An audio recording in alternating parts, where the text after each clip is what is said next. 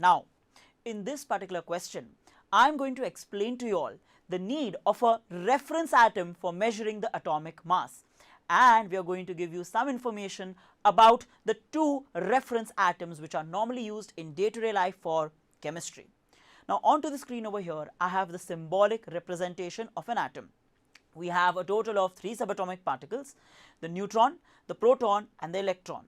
But before I give you the first point, understand that the neutron and the proton are the only 2 subatomic particles which have a considerable amount of mass.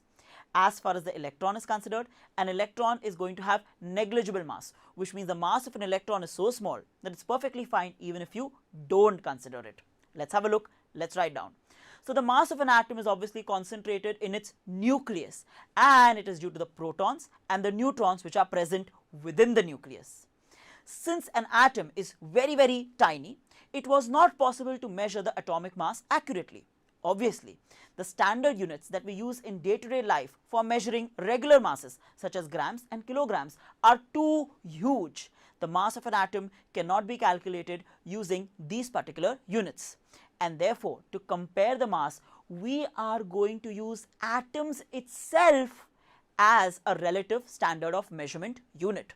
So who is the atom that we are going to select over here? The first one is going to be hydrogen and the second one is going to be carbon. Let's have a look. Therefore, the concept of relative mass of an atom was formed. Let me go forward with the first atom over here in consideration, which is going to be hydrogen, and let me explain it to you in detail. Now, to explain relative mass of an atom, the reference atom which is considered is going to be hydrogen. We have a definite number of atoms over here. So we have hydrogen, nitrogen, oxygen, sodium, aluminium, phosphorus, potassium. The basic thing that you will be able to see over here is that the hydrogen atom is the smallest. Its mass is very close to 1 Dalton. So in that particular case, every other atom should be compared to the smallest atom possible, which is hydrogen. Now, how am I going to do that? Let me consider an atom of nitrogen. If I have a single atom of nitrogen, it is going to be 14 times heavier as compared to the mass of hydrogen, which means if I take 14 atoms of hydrogen together, I am going to get the mass of 1 atom of nitrogen. To technically represent it, let's have a spring balance, and in this particular case to the left pan we have a single atom of nitrogen and we have 14 atoms of hydrogen to the right. Both of these are going to exactly balance out each other. So let's write this particular information down, which is with respect to our first atom. Over here, the two reference atoms were as follows, and we have already explained to you the first one, which is the hydrogen atom. The hydrogen atom is considered to be the lightest atom possible. Therefore, the relative mass of hydrogen atom is considered to be exactly 1, and it is due to the 1 proton which is present into the nucleus. Remember, the electron does not have any mass. It is negligible in mass, so it's something that we don't need to consider. On the scale, the relative atomic mass of many elements was found to be fractional. So the issue is, as far as a single atom of hydrogen is considered, the mass is not exactly 1.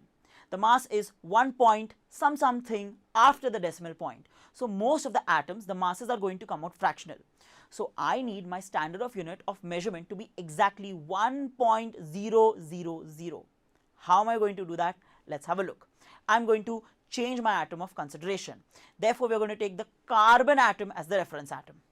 There's a slight issue over here. If I show you the carbon atom, the mass of a carbon atom is exactly 12.000. But I need my mass of ratio to be 1. So what am I going to do?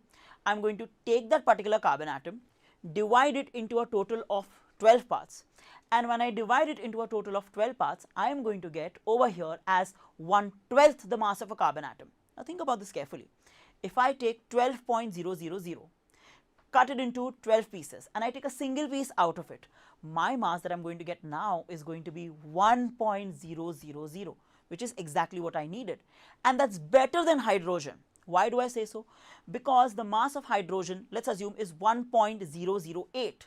So all of the other masses are going to come in fractional, but the mass of 1/12 the mass of a carbon atom is going to be 1.000, exactly what I need. So let's write that particular piece of information down. Over here, who do we have to the left? We have an atom of sodium. Now, sodium atom is 23 times heavier as compared to 1/12 the mass of a carbon atom.